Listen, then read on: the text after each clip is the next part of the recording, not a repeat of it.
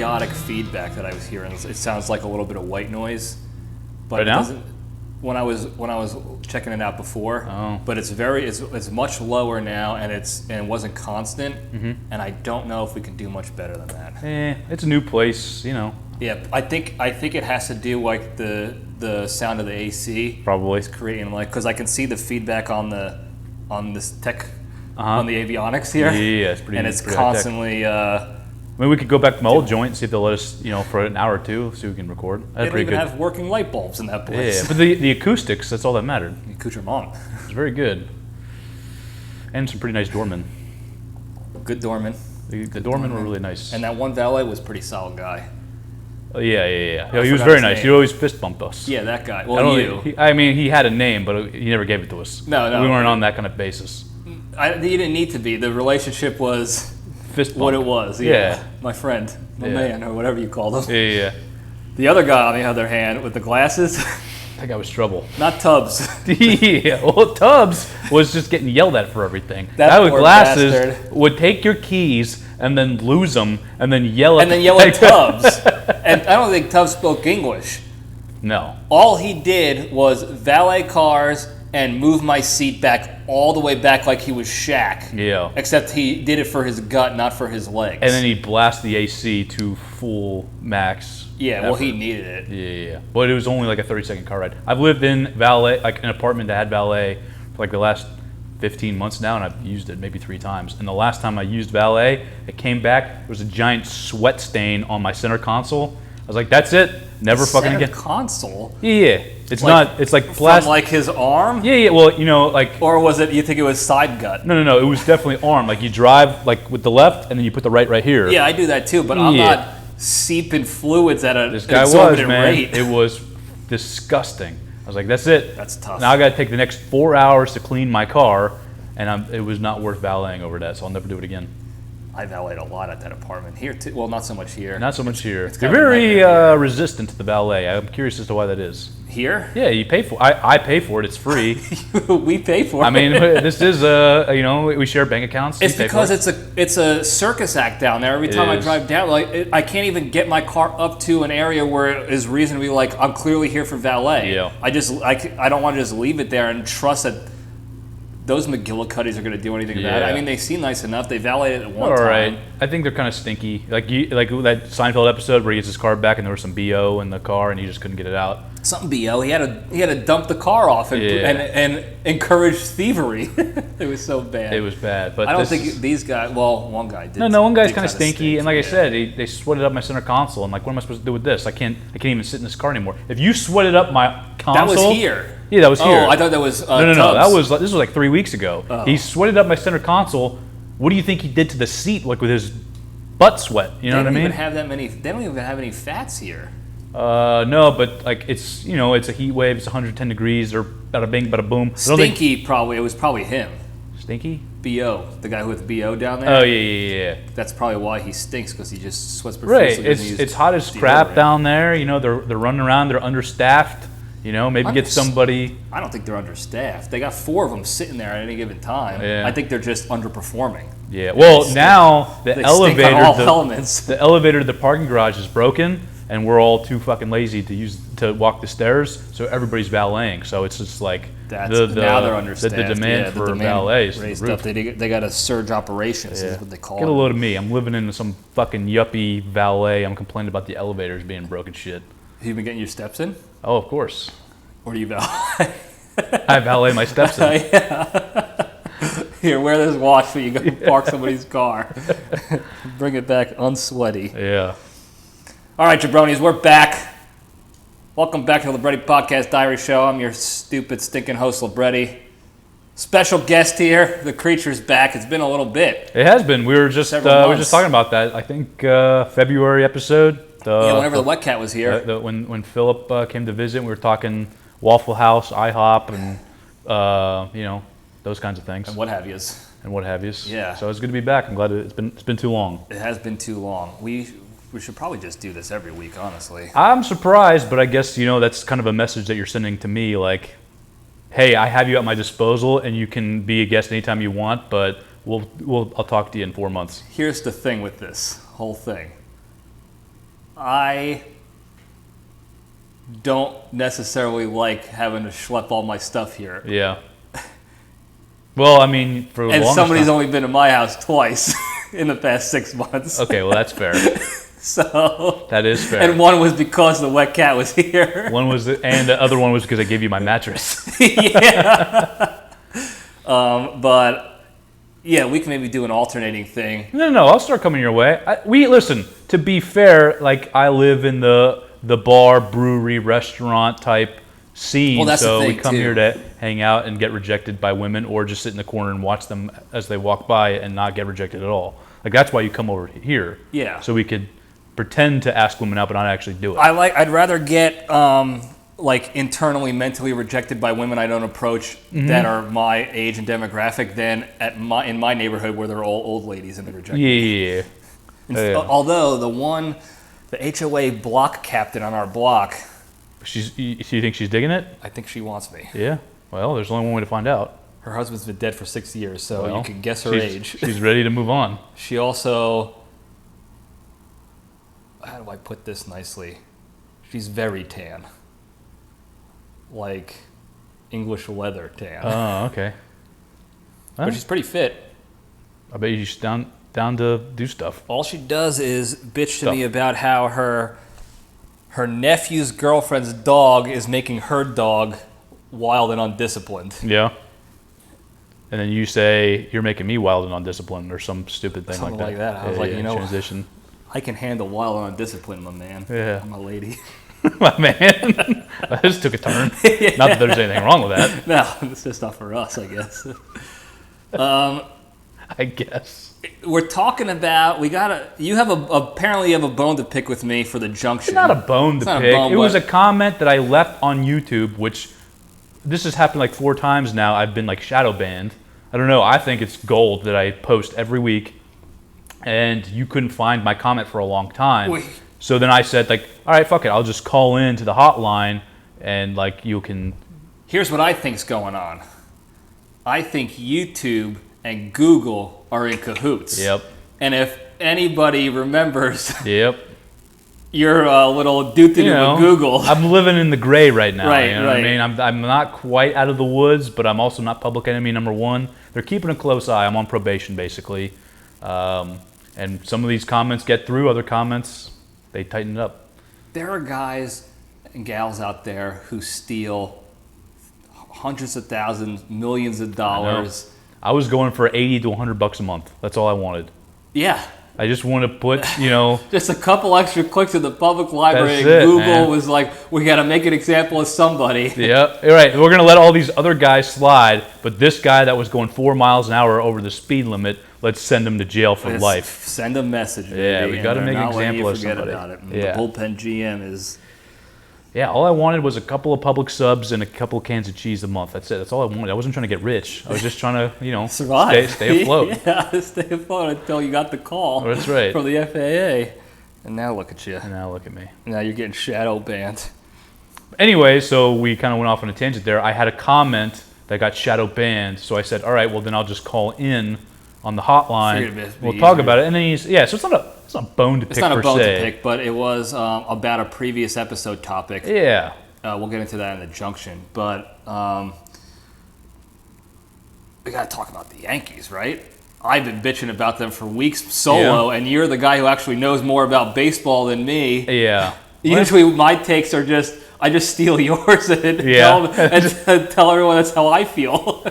I mean, it worked. Listen, what can I say about them? They stink. I mean, there's no analysis to give. They can't pitch. They can't hit. They can't play defense. They can't run bases. At the time of this recording, they just beat the Royals, Who are actively trying to lose, so it's a lot less impressive. They beat them 5-2, and as soon as they scored the go-ahead run, they acted like they were the first place, like the '98 Yankees again, just bowling teams over. Yeah. Meanwhile, they only had one more hit than the Royals that game, and they barely won the game before against the Royals. Yeah. And the Royals are last place? Yeah, no, and they're actively trying to lose. Like them and the A's are going back and forth of like who can be the shittiest team in the league to try to get the number 1 overall pick of the draft. So, and I got to be honest with you, if you were making like a Venn diagram of teams, like these are your contenders, these are your pretenders, these are the teams that are lost, the Yankees have a lot more in common with the teams like the Royals and the A's than they do with the contenders. They are atrocious. Terrible. They're fucking terrible. Terrible. In fact, they would be better off if they just tried to lose on purpose. It's like a horse race you're watching, and you see the top 2 horses, and all of a sudden, out of nowhere, this just sleeper horse comes in and takes the win, except it's for the last place position. Yeah, except they're running the race in the opposite direction. They're running the wrong way on the track. And everyone's like, what the hell is going on? But and the Yankees are going to celebrate at the end. They're like, what are you celebrating, you ball bags? It's a close race, though. No, they fucking stink. And you know what's crazy is if I pulled up the standings right now, I don't know what it is exactly. I know they're above 500. That's what's fucking crazy, is that we're sitting here talking about how atrociously bad the Yankees are, and yet they're still above 500, which just goes to show you, like, 100% we're spoiled. We've experienced a lot of winning in the regular season, not so much in the playoffs as of late. But it's just, I don't know. I mean, I think it's kind of surreal when you think about it, like, holy shit, this may very well be one of the worst Yankee teams I've ever seen since I was, like, consciously able to watch baseball. And yet they're, at this point at least, still over 500. The first year I remember paying attention to the Yankees for more than like one game was 95. Yeah, that's about right. Like mid-90s. Yeah, you're talking. Yeah, I mean, we watched him obviously in the early 90s when I was still alive, but I didn't really grasp it. That's why I say consciously watching. Yeah, I mean, you're talking Mattingly like 4 or 5 years old. I liked Don Mattingly, and then 95 I was like all in on him. Yeah. And I really wanted Mattingly to get that World Series ring, and then the bastard had to go and retire. And then there they go. And they then start they go winning. off on one.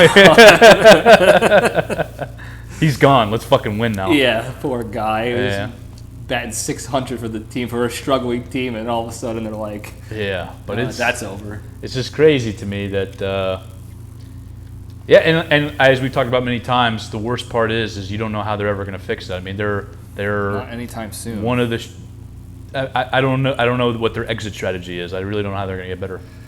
They're not. They stink. They stink. They stink, and they're going to fire a bunch of coaches, make it look like they care.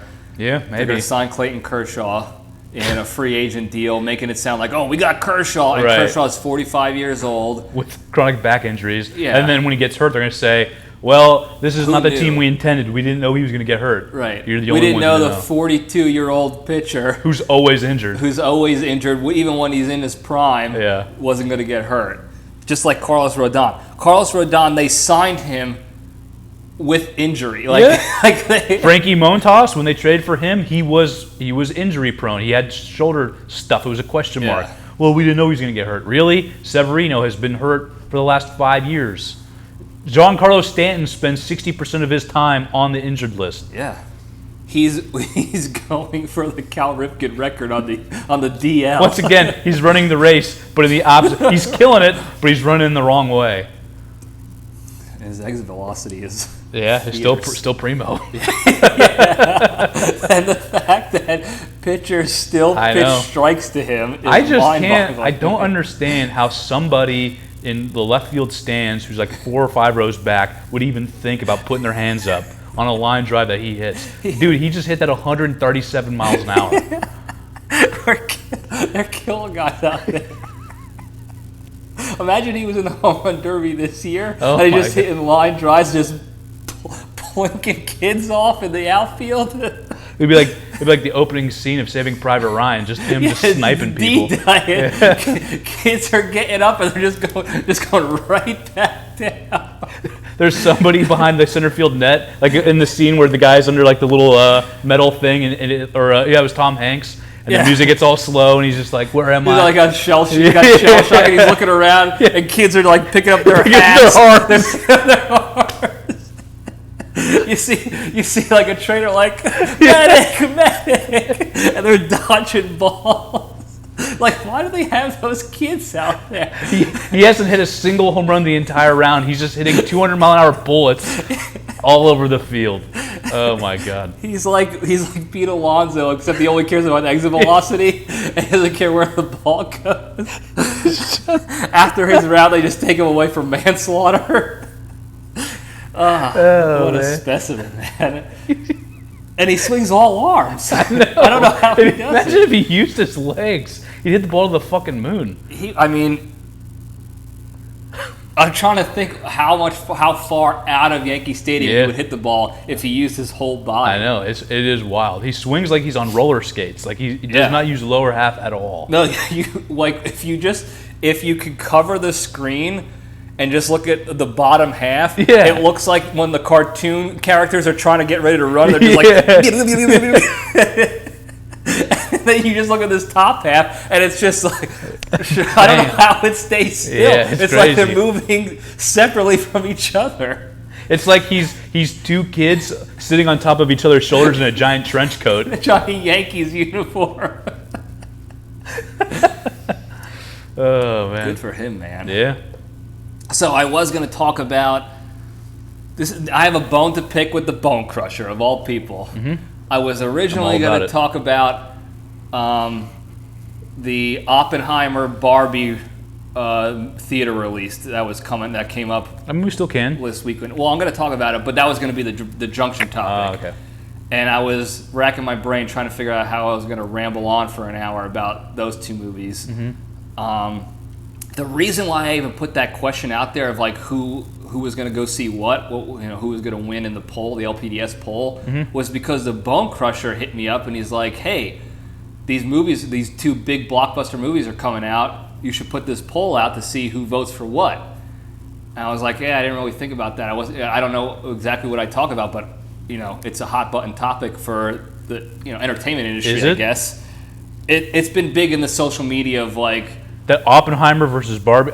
You know how I am, like my social media presence. I don't know what goes on in that world. Yeah, it's not a serious stink, but so there is a I guess Hollywood drama around it all because Christopher Nolan did Oppenheimer, and Christopher Nolan used to be the guy for Warner Brothers. And I don't know if they had a due to do or whatever, but he left Warner Brothers and he made this movie with, I don't know, MGM or whoever made Oppenheimer. Warner Brothers made Barbie. So there's speculation that Warner Brothers put out Barbie the same day to dick around with the Oppenheimer numbers. Yeah, I feel like those are two totally different demographics, right? It's like saying... Well, that was what made the poll interesting because you can see if, that's why I put the other option of like if you're going to go see both, because that was another thing that came up in social media was like, I'm gonna do the Barbenheimer and see both in the same day. And I know a bunch of people did. I know Styx said he was going to, but then he backed out. Of course. He'll just stick with Barbie. No, he actually stuck with Oppenheimer, surprisingly. Okay. Well, he's a history guy. Yeah. Not for nothing, Styx knows his history, and he's a big World War II guy. So I would have, if it was a different movie, a different Christopher Nolan movie, he would have definitely seen Barbie. Which I'm not, listen, Barbie's that's what I was going to talk about that's exactly it. Yeah. You have Margot Robbie, Smoke Show. Yep. And you have Ryan Gosling, Smoke Show. I'd take him right to dinner. Right to dinner, baby. And we wouldn't make it to dessert. In fact, I'd eat him up. Yeah, in fact, I think you brought it up. You noticed how they made him actually look less attractive. Yeah. It was kind of weird. Like, I've seen some of the commercials and stuff, the previews for it, and he looks off, where it's like, dude, he did it. Like, God, if you believe in that sort of thing, made Ken in real life. Like, him and Crazy Stupid Love, congratulations, you did it. I think it's because they made the characters try to look a little bit plasticky, like they're the Barbie. Yeah, but Margot Robbie still looks hot. She doesn't look it's weird. It's very tough to make her look not hot. Yeah, you'd have to really kind of... Right. So I don't know if they've put Vaseline on him or plasticated him somehow, but maybe. He does look a little... He looks a little weird. He looks... Like older. Yeah. But still taking dinner, regardless. Oh, for sure. But the bone I want to pick with Bone Crusher is I put it to a vote, right? And it was his idea, and I was going to give him credit too because it's a good idea to talk about this stuff while it's a hot button topic. Put the poll up, and I put the choices were you're going to go see Oppenheimer, Barbie, Barbenheimer, or other. And now I put other because the third big movie that came out recently was Sound of Freedom. which Okay. I wanted to go see. That Jim Caviezel he's the star in that movie about the child sex trafficking, based on a true story. Serious movie. It's not in the same kind of realm. It really as sounds Barbie. like a slapstick comedy. More Bazinga. But that one's been catching some heat because it's about child sex trafficking, and of course, like, you know how I feel about I mean, that's a Jeff tough, like, Sex Pedo Island, like a and date stuff. kind of movie. Like, let's get some popcorn and go watch some sex I trafficking watched stuff. Jim Caviezel, deal with child sex trafficking. Jim Caviezel. Why do I know that name? He was Jesus in Passion of the Christ. Got it. Yep. And he was in the movie, it's not Double Jeopardy, it was another movie where he was being accused of murder. He was like a special ops guy accused of murder. Oh, Passion of Christ. And the Jews blamed him and told the Italians to take him out. Now, he played a really good part in that movie where he played this innocent guy, like, I would never kill these people, like, randomly and this and that. And at the end of the movie, it comes to find out that he did murder them. Oh. Well, he was Jesus. Movie. I mean, he was Jesus. Good actor. He's Jesus. And that was catching heat in the public eye because, for whatever reason, the media was calling it like a movie based on QAnon conspiracy, and it's malarkey, it's propaganda, it's all this, I would think stopping child sex trafficking would be a pretty universally agreed upon issue. We want to stop it. Also, it's a movie. Well, again, that's the thing, is it's a movie and people are turning it. They're doing it with Oppenheimer and they're doing it with Barbie too. That was another thing I was going to ramble on about, how people on the extremes of each side are finding ways to make Oppenheimer out to be. Don't forget that Oppenheimer's team cleared out a bunch of minorities in New Mexico to build their labs, and I don't know why they're making a movie about this guy. He was a terrible person. And then the Barbie thing is like, oh, it's filled with woke nonsense, and it's talking about the Iraq War, and it's all these secret messages, and it's like, these are movies. Yeah. Like, we know they're adding drama and fakery in it to get people to go watch it and be more entertained by it. Yeah, at least stick to like the original stuff where, like, Barbie gives women, eating disorders and false, sense of security or whatever. Barbie and Ken are not sitting there like trying to sneak in propaganda about the Iraq War. Like, no. It's just 2 hours of two really hot people doing hot people stuff. That make fat, ugly people like us feel bad about ourselves. Want to kill ourselves. That's it. Want to test our shoestring strength. That's it, man. Like, that's what Barbie's all about, making you feel like shit. Yeah, so I just go and enjoy movies. Yeah.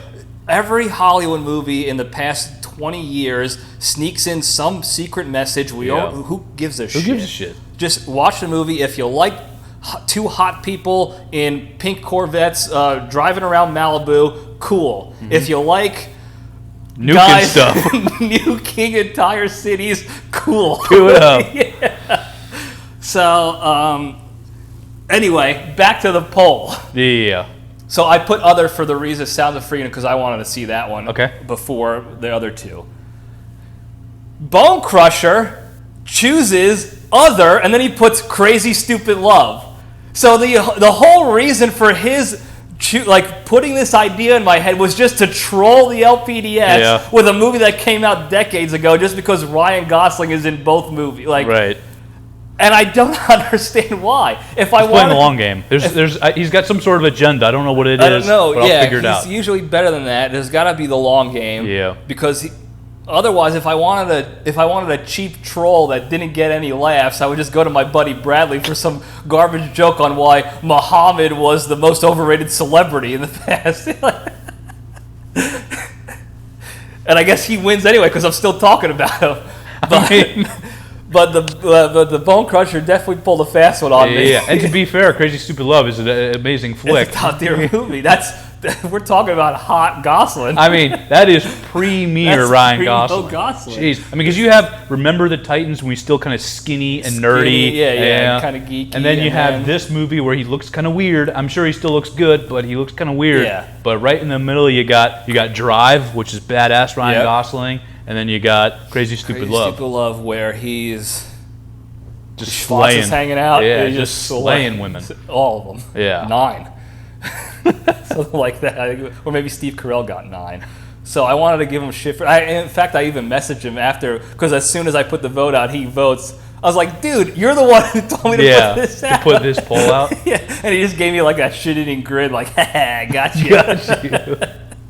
Never saw it. He never even saw it coming. No, and he didn't watch any of those movies either. I don't think.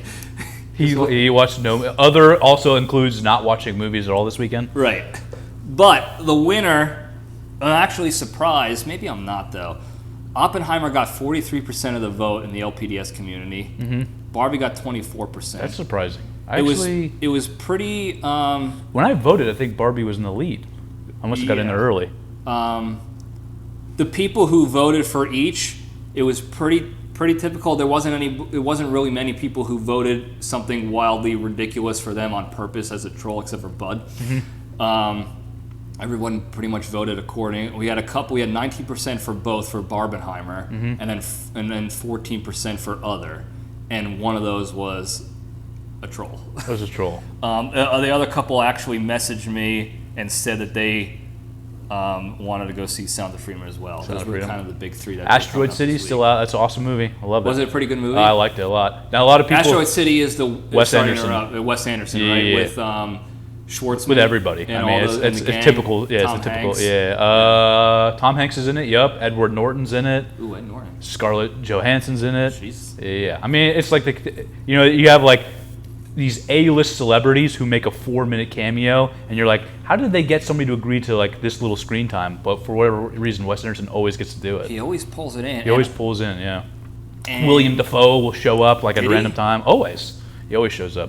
It was like, the reviews on it are not very good, and I'm not really giving anything away here. The plot line's a little bit different than like his typical. I think it was a little bit confusing for some people, but like the humor and like the quirkiness of a Wes Anderson film, it is all still there. Yeah. Wes Anderson movies are not hit or miss for me, but when I watch the previews of all of them, like the trailers for all of them, I'm always like, oh, here's another weirdo movie. Yeah, it's usually very weird. weird. And then I watch the movie and I'm like, oh, these are pretty funny dry humor jokes and stuff like that. He's got a very particular style that I don't know that anybody else has. And you see a lot of directors borrowing from other directors. I don't know that anybody does it like Wes Anderson. No. It's very original. The only sort of, and I'm sure there's actually stuff out there about his style. Mm-hmm. The only sort of behind the scenes look I ever got of that from Wes Anderson was he was in a commercial for something, Pepsi or Coke maybe, years ago, like after a couple of his movies came out. And it was just a commercial about the product, but how it was like steeped into behind the scenes of his movies and all that stuff. Right. That was the only look I got. Mm-hmm. And I think it was like a Muppet movie. Yeah. I don't even know if you've ever made a Muppet movie. I don't know. In the commercial was he did like Fantastic Mr. Fox, which was kind of, I don't think it was a Muppet movie, but it was like a... Yeah, maybe it was for that. I don't know. It was at a time he was coming out with a movie, and this product was like trying to add, cling on to that. So he's got a very particular. But I have short-term memory on him because I'll watch the movie. I'll be like, oh, pretty good movie, and then years later, I'll come on another one. I'm like, oh, here's another Wes Anderson weirdo movie, and then I forget the fact that I was like, oh, I like these ones before. Some of them are really. I thought Rushmore's one of my favorites all the time, and that actually was filmed here in Houston. Was it? Yeah, somebody told me about that Didn't recently. know that. Yeah, it was filmed here in Houston. I have not seen that one. Grand Budapest Hotel is freaking hilarious. I did not watch that one. That was really good. Yeah, I liked. Excuse me. Way back in the day was with Gene Hackman. Oh God, yeah. Ben Stiller the Royal Tenenbaums. Yeah, the Royal Tenenbaums. I like that one. Uh-huh. That was a good one. Yeah, that was good. I think that was the first one I saw of his. Yeah, him, Luke Wilson, and Noah Wilson are like the three musketeers. Like they do it. Yeah. Yeah. So that was. I'm glad we were able to get that done in 10 minutes instead of. Yeah, it would have been a long episode for you if I wasn't here. I'm trying to think. I mean, I'm sure you would have. It would not have been great. Yeah, you would have to hit the current events pretty hard, I would think. Yeah, and that's something I did not want to do. In fact, that's one thing I did want to talk about when I was solo was you brought up a good point, especially with the current events, was like I've been bitching about how I don't want to do current events because it just makes me angry. But you reminded me, like, stick to the show. Yeah. Either make it funny or find the lesson in it. or both. Or both, yeah. And Well, I was hopefully going both. to do that, but I'm glad this came up instead because I didn't feel like doing it. Yeah, I would say I'm kind of like an executive producer for LPDS. You know, I have my hand in things. I ghostwrite. I give my feedback. So Yeah. I mean, listen, I like current events. I don't think you should stop per se. But if you don't like to do it and it doesn't fall in line with what you're trying to do, then by all means snip it. But we were discussing this the other day. One of the funniest bits I think you've ever done on the show was when you were talking about like the Bud Light, the pride flags and stuff like when that. they were going off about boycotting all this stuff. And you said Target and Bud Light. for all these ideas about gun control, you want to stop the sale of guns, put a pride flag on a gun, and you will cut that shit right out. And that to me is like that should be in a fucking Louis C.K. stand-up routine. That Freaking was hilarious. I wasn't thinking. I was Yeah, just, yeah, well, I it's was fucking just hilarious. Yeah, I was just fucking going. hilarious. Yeah, thank you. So that's the only reason why I like to Yeah, keep but that I stuff mean- in, because the more I flap my gills, sometimes there's gold that comes Also, out. you have to remember the point of the show. Episode 1 was it's the Libretti Podcast Diary Show. This is it's about what you want, anyways. Listen to Don't- it or don't listen to it. Don't watch the first episode. I love the early episodes, man. I thought they were great. Dr. Gozinia. That was a top tier. Oh man. I don't know how that clip has not gone viral. I don't know. I think it's freaking genius. And then like the casual. I think my mom goes to him. Anyway. Oh man, that was a top tier sponsor. it was great. Picture goes in. Yeah. Speaking of sponsors, well, might as well just get into the good stuff. Yeah. Step into the cage.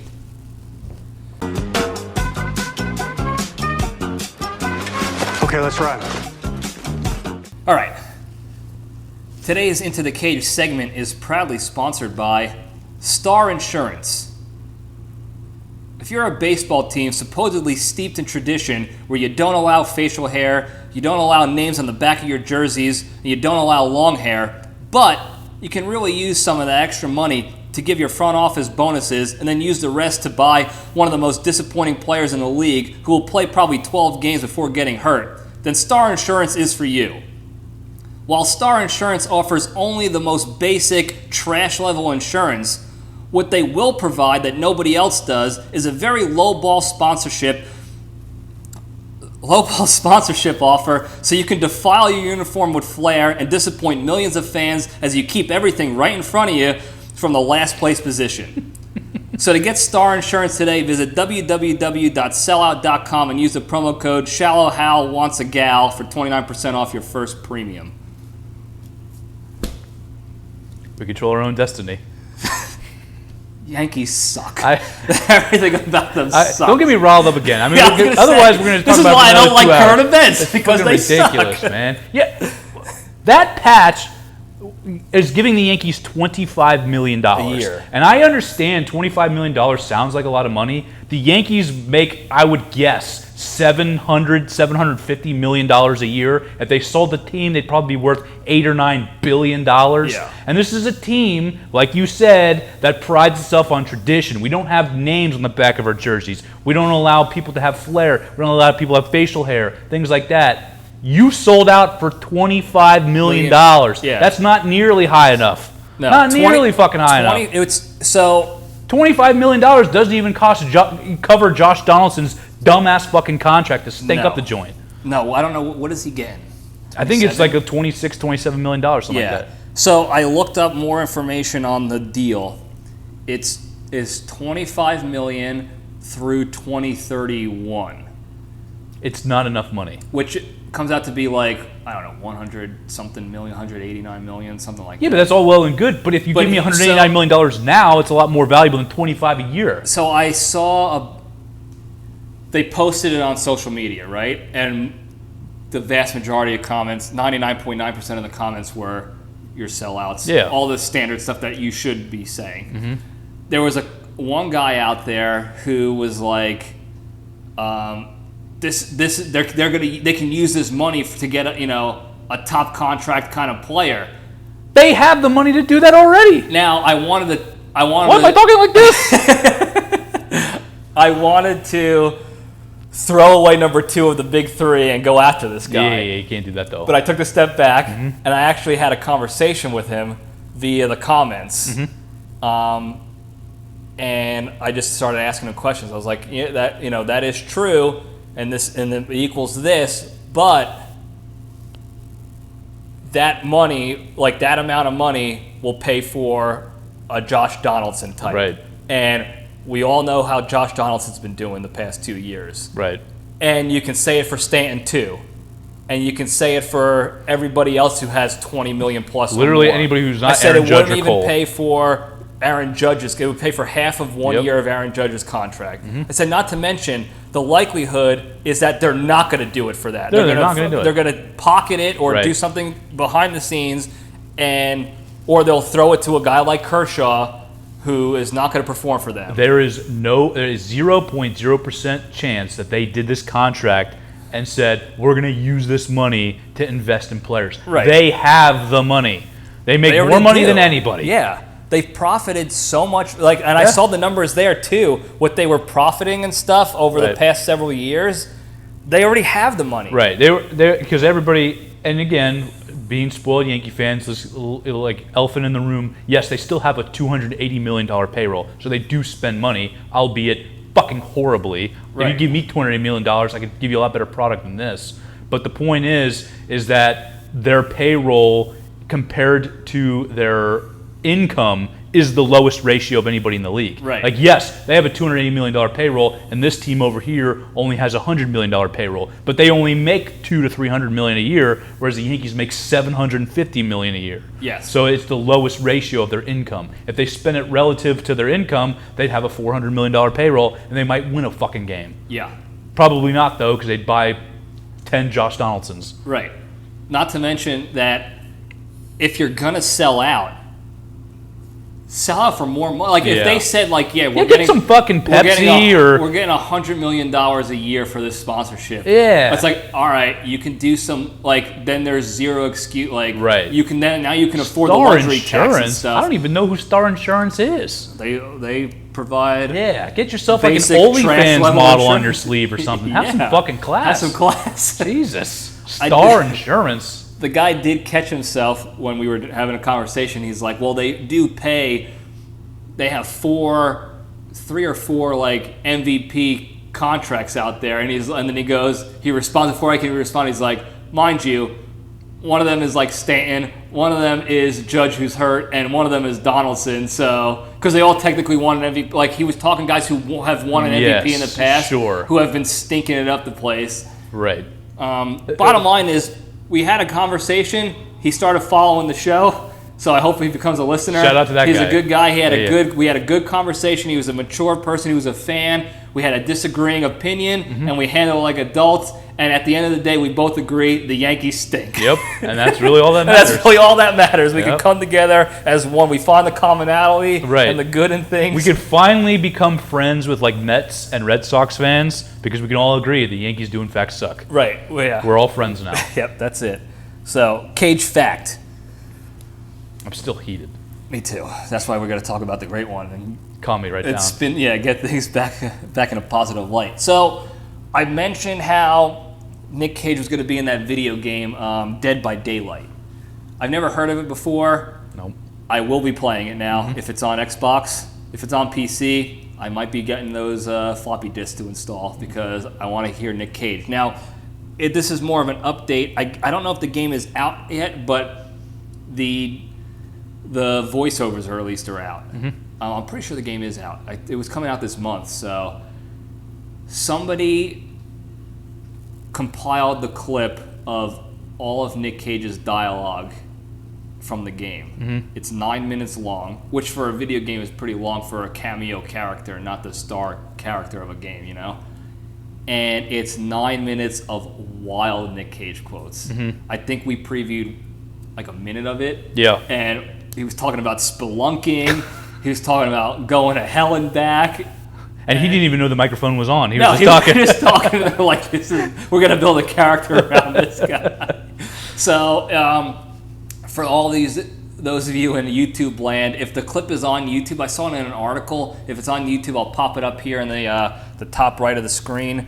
for you to click on and check that out. But the dialogue is out, and the great one strikes again. Yep. I mean, he's been striking gold lately. I said it last week, and I'll say it again. I mean, he's on a run right now. He is on a run. He's killing it. Not that he ever went anywhere. Imagine, we were 80s kids, or, mid to late 80s. And so, again, we're talking about, the Yankees. We start to get, conscious of what's going on. That's when the Yankees are a dynasty. And you're like, I'm sure, adults that are way older than us that experienced, when they were garbage, the years, under George Steinbrenner where he's ruined the team. They're the early 80s. Yeah, they probably think, man, these kids are so spoiled. They're getting to see the Yankees in their prime just destroy everybody. What a time to be alive.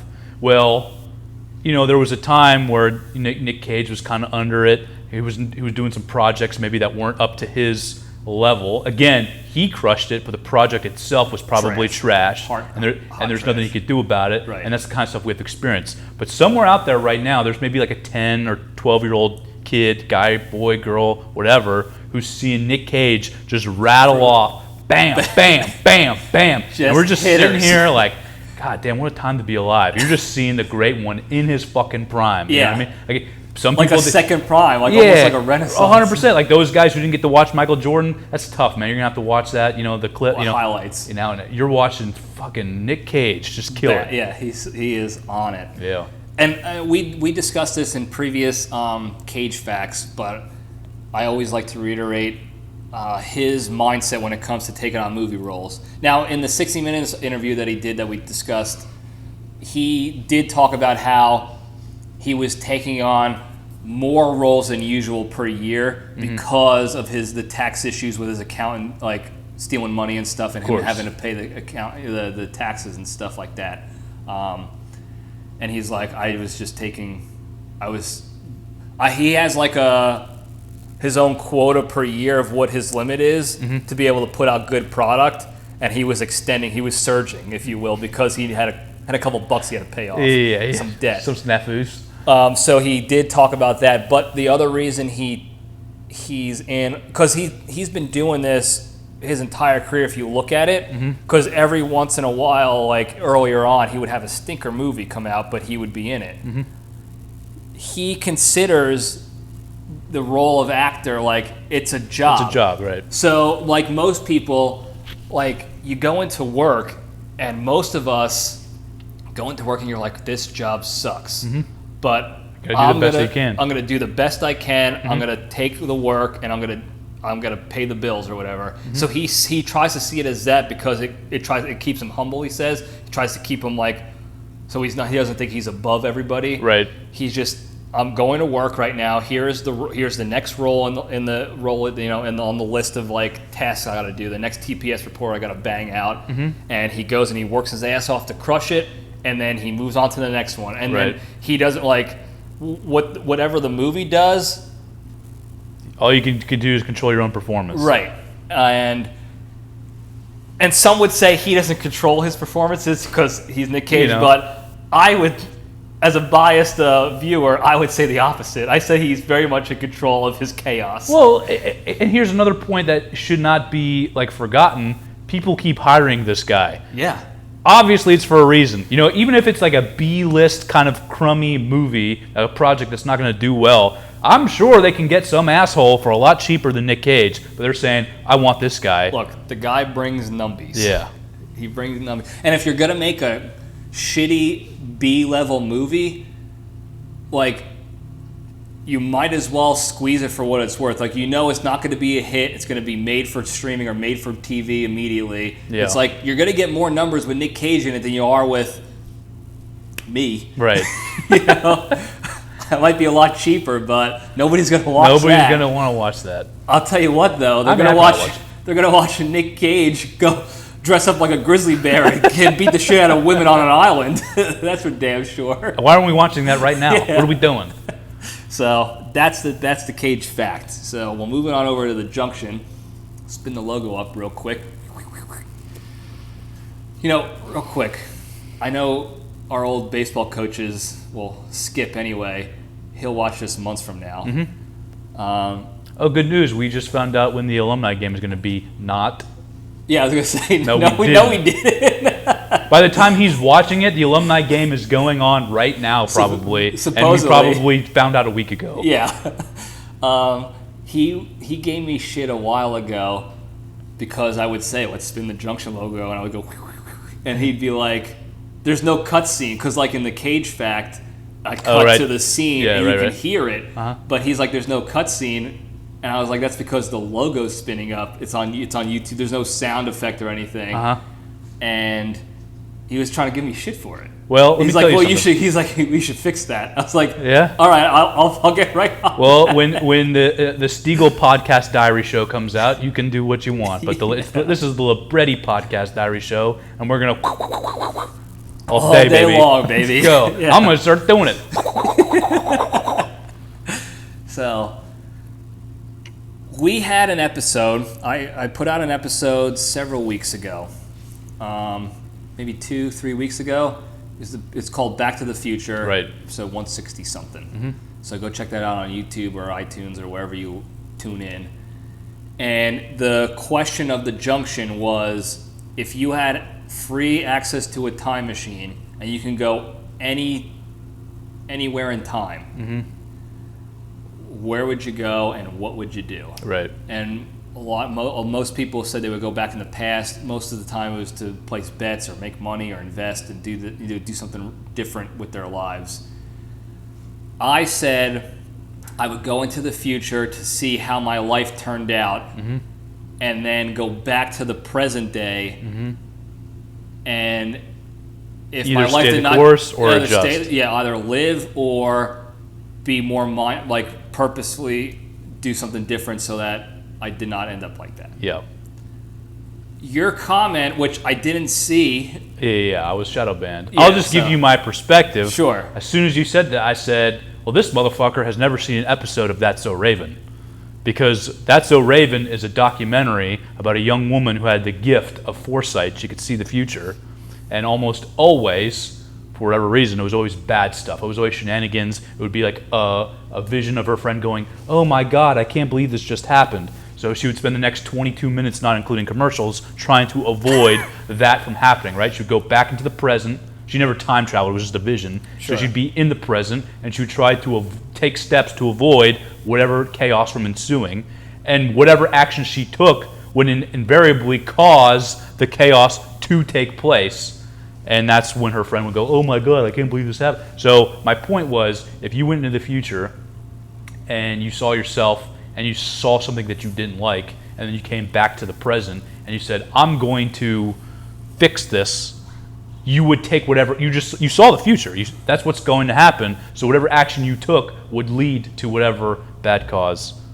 You know what I mean? Like, yes. if I went into the know what you future, mean. If I saw a future version of myself and I didn't have a job and I'm living under a overpass with a stick and a bandana tied to the end of it, and I said, well, fuck. I come back to the present. I say I lost my job, so now I got to take steps to avoid that. So I'm gonna create my own business, so that way I don't ever have to worry about somebody firing me. I'm gonna create my own business, and maybe a month from now it becomes very successful. So I say I'm gonna quit my job and I'm gonna focus on my business so it stays thriving. And then a month from then, my business goes belly up, and that's why that envision is what you're inadvertently causing that, right? Whereas if I just would have stayed with my job, that never would have happened. Now, that argument can also be defended through the movie Minority Report. If you remember that movie. With Tom Cruise. They had those precogs, those futures, those, not psychics, I guess, but they can see the future. Yeah. And they were arresting people on pre-crime, knowing that, like, you were going to commit this crime, and we stopped it before it happened. And the premise of the movie with Tom Cruise was, like, they saw that he was going to commit a crime. So the whole movie was him avoiding arrest and trying to figure out how to avoid the crime, which he was being framed for at the end of the movie. Spoiler alert, the movie's 15 years old, 20 years old. And in that movie, I think the guy that said he killed, ends up dying anyway, and it was one of those, you can't avoid or whatever. So I thought about that, but another thing I thought about with that was, first, if you're in, when you go back to the past, they always talk about the butterfly effect. Right. If you go back to the past, as like a young, I'm in college, and it's like, okay, don't take student loans out or go to a different school and you'll save money and blah, blah, blah. And then you pop to the future and the life that you, like whatever you changed in the past happens. And then you're back in the present day and now you're living that new existence. Right. When my thought process is, if you go in the future, you see what happens, but then you go back to the present, and now you get to live that window to adjust how it works. Now, I know there can make the argument that inadvertently you're leading to that future. Well, the argument would be when you go into the future and you see future Sargi, that future Sargi that you saw is because of me. Not just because, but that future Sargi that you saw also went into the future and still ended up that way. Like if you're talking about time loops and infinity and all this other shit, potentially the guy that you saw, he also went to the future and did whatever he did and still ended up there. So no matter what happens, what you're seeing already, it's going to happen. That is a valid point that I did think about. However, if you go back to what may be the only true documentary of time travel that we have to reference, in Back to the Future 3... See, I'm not even really familiar with that one. Well, it starts in 2. When they go to the future, right. And Marty McFly is sort of like a bum as an adult. Right. And they go to the future because his kids are bums. Mm-hmm. And he's got some broke back job. And he's working for that Japanese fella, and his Flea is like his coworker or whatever. Mm-hmm. And Flea tries to convince him to like, oh, just do this transaction, no one will know. It was like skimming off the top or whatever it was, some illegal transaction to kind of make a quick buck. Mm-hmm. And he mentioned something like every time I listen to you, I get into trouble. And the whole reason why he was in that sad state of affairs was because back in the day, in the present time, he races Flea with his new truck. Mm-hmm.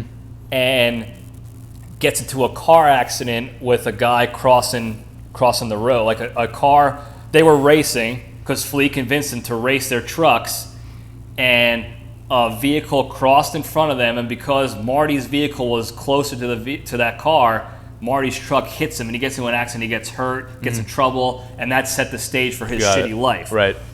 Fast forward to Back to the Future 3,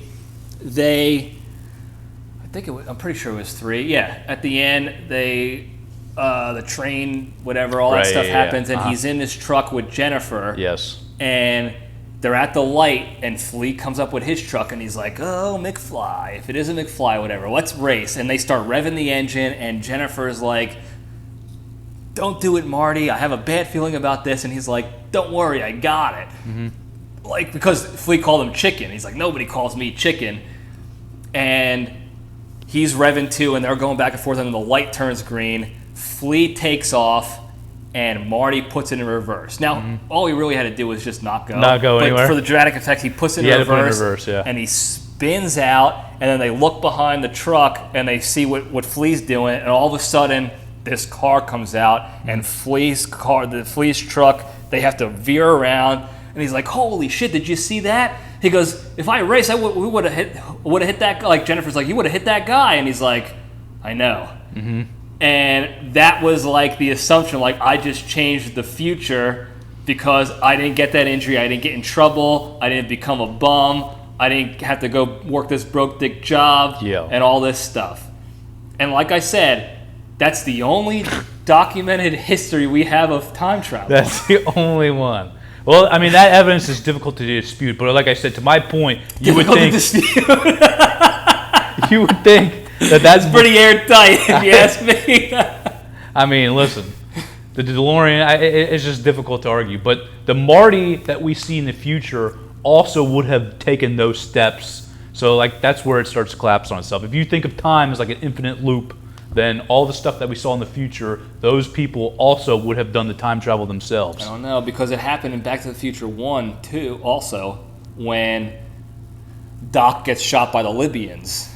And then Marty tries to go to pass a Doc, 1955 Doc, and give him the letter and tell him. Mm-hmm. And Doc's like, no, you'll you'll change the whole space-time continuum if you tell me. Right, And- but to the point, at the very beginning of the movie, when Doc does get shot, we don't know that he wasn't alive too. He probably was wearing a bulletproof vest as well, as far as the infinite time loop goes. Maybe that is a I question would mark. definitely say that Doc Brown was wearing a bulletproof vest the first time he got shot. What about in Back to the Future 3 when Like I said, I don't really know that movie that well. when they have the picture in the newspaper of Doc's death, and because he got shot by Buford Tannen, Mad Dog Tannen. Yeah, I know it was in the Wild West, but I Yeah, honestly and don't at remember the end of that movie. movie, instead of Doc doing the duel with Buford Tannen over a matter of $80, Marty does it, and he pulls the Clint Eastwood metal plate under his poncho, and he doesn't die, and then the thing changes. Yeah. And I don't then know. you can say it again in 2 when the newspaper reads that Marty's dad, George McFly, was like committed to an insane asylum and then died or some shit like that. Or no, Doc was committed to an insane asylum, but Marty's dad was murdered and then nobody knew who it was, and it was really Biff who did it. That changes what he changed. Yeah, that but too. I mean, they're theoretically changing history, but the fact that they were successful is what allows the time travel loop to continue. Like they will forever be stuck in a loop where Marty saves himself from dying or whatever, and then he goes into the future, and then he ends up going back in time to stop himself in the. It's just a continuous loop. That's all I'm saying. Like Doctor Strange, it's just an infinite time loop. I don't know. Is there anything wrong with that though? No, I'm not saying there's anything wrong with that. What I'm saying is, if you think about it in terms of time, Yes. like they will always be I successful. really wish we had the red yarn to really I know. to really show the loop. Like I said, this wasn't even a bone to pick. It was just a It's thought. just a It's thought. just a thought. Yeah, and this is why I wanted to kind of talk through, because if Yeah. it was just a hotline, now it's just me arguing with myself, and of course And you're I'm going to win. be right. Yeah, because you're arguing with yourself. You'll I win. beat you again, you dumb bastard. You think you're better than me? Yeah. And we don't want that. Well, you know what we really need is we need people who are smarter than us to discuss this. Yeah, But I and- feel like there has been a discussion, like Neil deGrasse Tyson has talked about, like whether or not traveling to the future is even possible, whereas traveling back in Right. time technically is. Or maybe it's yeah. the other way around. Maybe traveling into the future is technically possible. I don't know.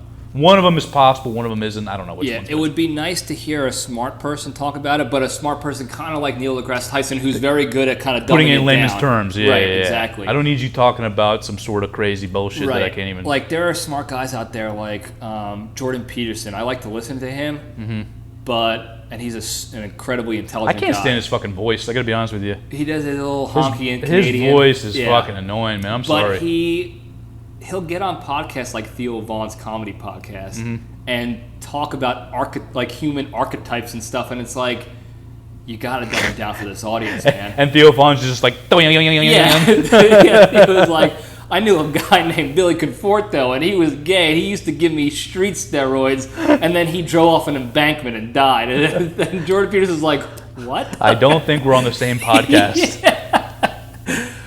So we do need.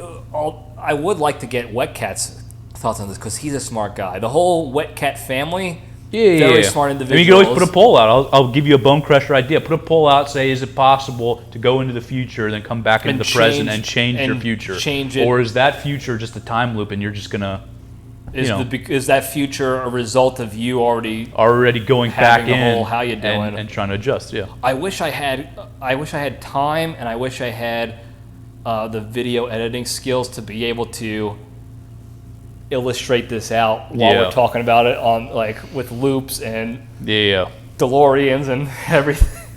Would have been tremendous. Marty McFly. Yeah. Yeah. But I think that's all I got. Well, I got to be honest with you. It would have been a tough task to talk about Barbie and Oppenheimer this whole time.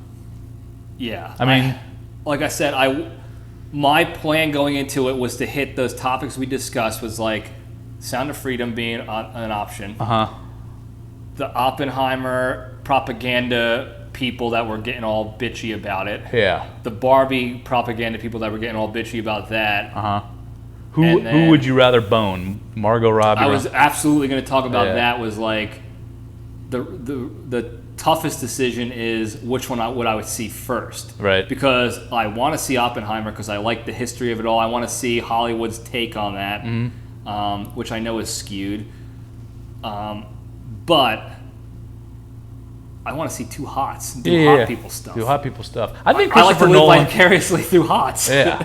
That's the only way I'm ever going to know what that's like. Right. Yeah. It's not like I could go out and do it. Yeah. Can't go do hot stuff.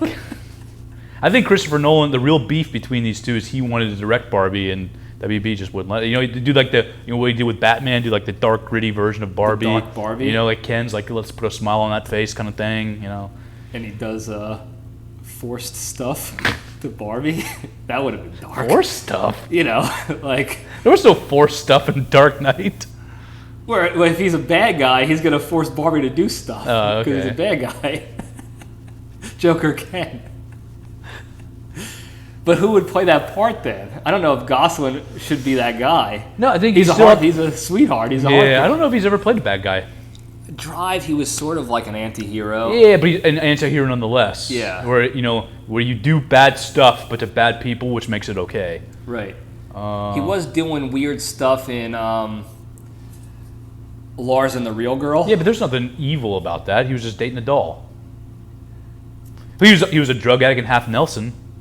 That's true too. Awesome fucking movie, by the way. Yeah, he killed it. that. For all the people who think Ryan Gosling's just a pretty boy, like, no, dude, he's had some roles theater. where he fucking kills it. He's a good actor. He's a very good actor. Like I said, Half Nelson, it's an old movie. It is fucking awesome. Yeah. He also was not that good looking in Remember the Yeah, Titans. he was a skinny little He was turd. just a fucking... Yeah. He was a what do you call They were it? taking Alan out. Yost! He looked like the old pitcher we played with.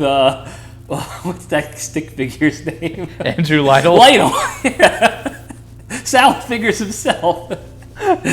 He's just a scrawny little kid. Yeah. Who knew he was gonna grow up to be some svelte guy who dates mannequins? Like, women go to the movie theaters and they sit in the back row so they can masturbate while they watch his Their movies. socks. Yeah.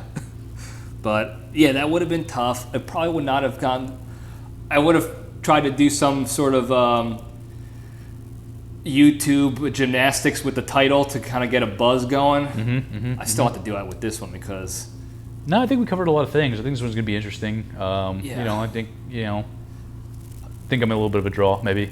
We still got to do guest of the year, man. I don't understand what happened with that. Here's what it's happened. now with in the it. middle of the next No, year. here's what happened with it. Yeah, let the people know. Because I'll admit Pull the my curtain faults back. here. The first big fault is that I still can't find what box the belt is in of my gear that I've been procrastinating on unpacking. And that's been an easy excuse for me to well, I don't even have the belt to send to anybody. I mean, you don't have to have the belt. It's more of a... The second excuse I have is emotionally torn. And I need to make this objective, and I can't. Because the guest of the year should be straight up the guest that got the most viewer and listenership when they were on for the year. Yeah. And that is pretty easily you. I would have guessed Bone Crusher for sure. Viewership numbers. No, it was not. It was. I ran the number because I actually have all the stats at home. I ran the numbers. You won. Phil and Bud were in a close second, and I think that was only because Phil was only on 2 episodes last year, maybe 1 episode last year. Yeah. Where I'm torn is that the Bone Crusher has come through with topics and gear help with buying gear and helping me cut videos and providing all that stuff on the behind the scenes stuff. And I was he really he's been the helper of the guy of the year. So I was gonna give it to him out of that he's been. This is bullshit. He's been the most contributing of last year because if you think about it too, most of last year I was living in Maryland and the Bone Crusher was physically there, so we were able to film stuff. Right. And he was helping me cut videos, the promos we were making were awesome. montages and promos and all that stuff. But that's why I should have said this earlier. I'm just not going to do it this year, and then next year it's going to be straight up viewership, numbies only. And so that's what we're going to do. Next year is going to be numbies only. Numbies only. And what I need to do is I need to make the effort to get guests on either in person or Zoom. I don't like doing Zoom because there's delay and it's tough to connect with that. But everybody needs to have a fair shake of getting on the show, at least from the cast of characters. Right. And then if I can there's a guy I'm trying to get on the show, and this is another one. Bone Crusher helped me find this guy too, actually. I was going to say unfortunately, but he's this Asian fella, lives in Houston, and he does food reviews.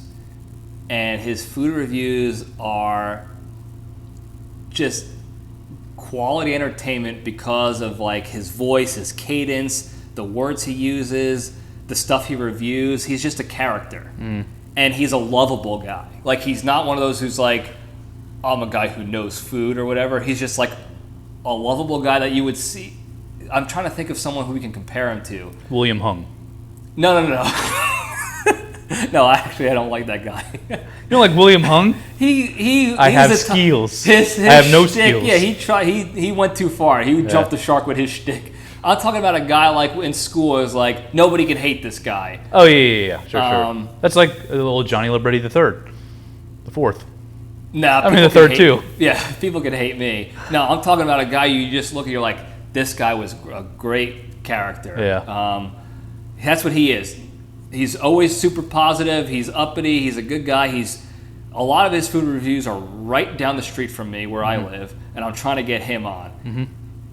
If he brings his crowd, you're going to be doing some serious numbies. He might be pulling numbies because he pulls fucking numbies. I think you should get him on. If I'm going to lose, I want to lose big. You know what I mean? I don't want it to be close. Right. I don't want to have to argue it like, well, he was on 4 episodes, I was only on 3, or he probably clicked it himself, he skewed the numbers. So no. If you're going to get somebody, have them get 200,000 views and have them blow us out of the water. I'd like to get him. I have been popping into his comments when he posts a video of like, another great review, Wayne. His username is like, dang, it's Wayne. His name is Wayne. And I was like, oh, the Wayniacs want to hear more of you on the LPDS. You got to come on the show one day. So I'm waiting for him to at least to see the messages and respond in the comments. Because if he doesn't follow me on Instagram, he won't see my message if I DM him. That's why I've been putting it in the comments, and Bone Crusher's been putting it in there as well a little bit. What about a Twitter? Does he got one of those? I don't know if he has a Twitter. I'm not on Twitter as much, but I can try to pop in there. And there's some other folks in the Houston area. There's a lot of fitness people, and a couple of now influencers who were like veterans. I always like to get. I always want to get people like that on. Sure. Like Carrie. When she came on, I wish we got her on more on the show because she has like 30,000+ followers on Instagram now. She also does think that Gone in 60 Seconds was filmed in 2010. Yeah, that's another thing. Just kidding, Carrie. You were a wonderful guest. I really enjoyed that episode. I had to give her shit about that. But I had to give you shit about that. But I like people like that who live in these different worlds because in the military, they're the people that were the best to work with in the military. Kept a low profile, and now there's these people now like Carrie and these other influencers who kept a low profile in the military, and now they jumped into the limelight, and they're getting followings and numbies and influence and all that stuff. And I'm curious personally how those worlds collide. Also, more people will watch. Like, you gotta get the numbies up. So I gotta do some of that legwork. If only I can, be around here on a weekend without having to go to stupid guard duty and other stuff. Yeah, get that stuff. Hopefully, it seems like there's a light at the end of the tunnel with that. Yeah, all you got to do is test the shoelace strength, and it's all over. It's bright lights of big cities, baby. So we're going to get that. Now, before we end everything, before I go to the big three, you heard this too, but we got some juicy intel on Public Enemy #1 of the LPDS, Corey Davis. Yes. I don't want to get into the specifics of the intel, but let's just say another character in the Corey Davids verse has been discovered. Now, what I'm doing here is I'm not going to divulge the information, but because he's well known throughout the LPDS land, and he doesn't listen to this, so it doesn't matter what we say. It does not matter. We can say literally anything we want. Right. I want to put it out to all of you out there. If you can find a way, anybody in your lives, if you can find a way to talk about Corey Davids, to see if anybody knows him and can give you stories and reports. This is going to be like J. Jonah Jameson finding out, he wants to find out who Spider-Man is. Yeah. I want all the hot takes and the beats on Corey Davids, Public Enemy number 1. Give us your best stories. Because the more we hear about it, the more I'm fascinated by how big the Davids verse really is. I bet you it's pretty big. This thing spans for continents. Just when you think people in Europe you know heard about everything about all the different alter egos and characters and whatever about him, another whistleblower comes out of the woodwork and is like, I got a story about Public Enemy number 1. So I'm putting it out to you guys. If you hear anything, if you see something, say something about Corey. If you know anything, share it yourself. A personal experience. And here's the thing. Do the 6 degrees of separation or 6 degrees of Kevin Bacon when it comes to Corey Davids. You all know me. I know Corey Davids.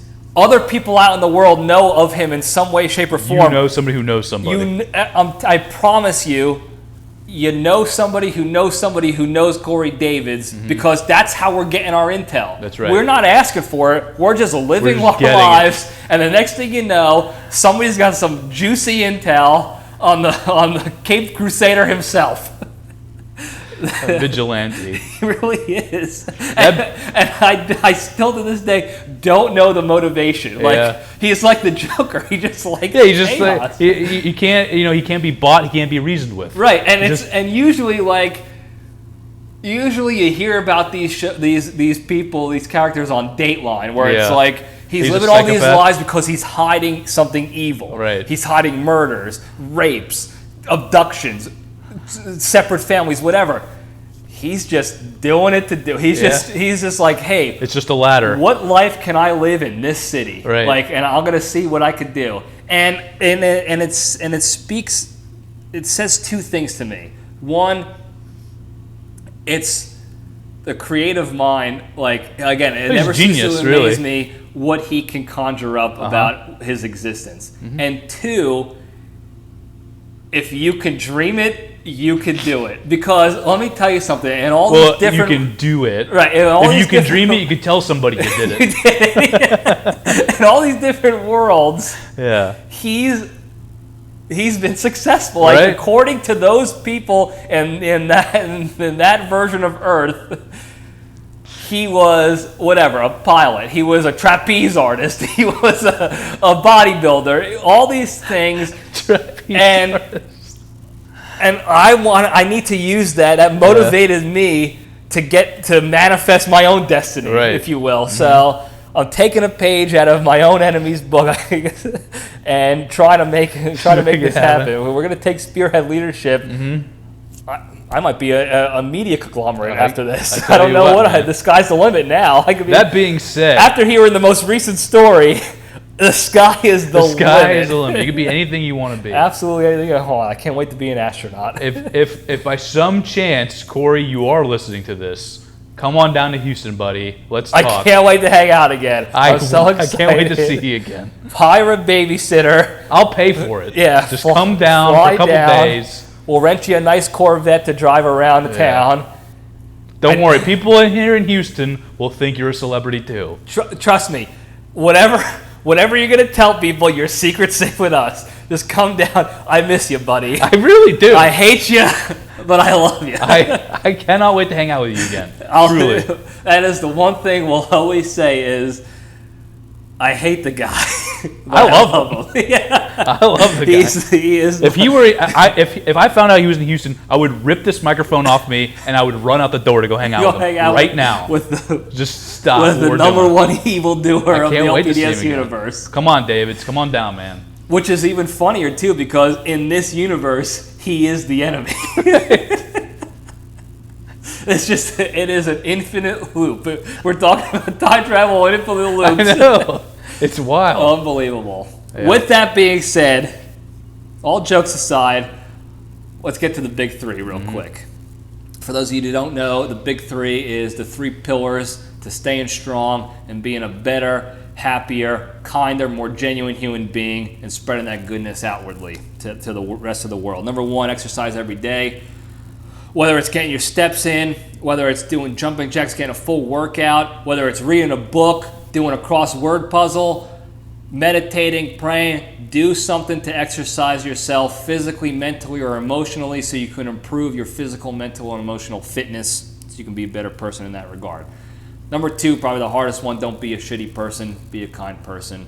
I almost did it with that guy in the Yankees comments. And it ended up working out tremendously for me because I learned a lot of new things from a different perspective. I think I made a new internet friend, and I got a new follower of the LPDS, hopefully. And hopefully he learned something and got something positive out of that as well.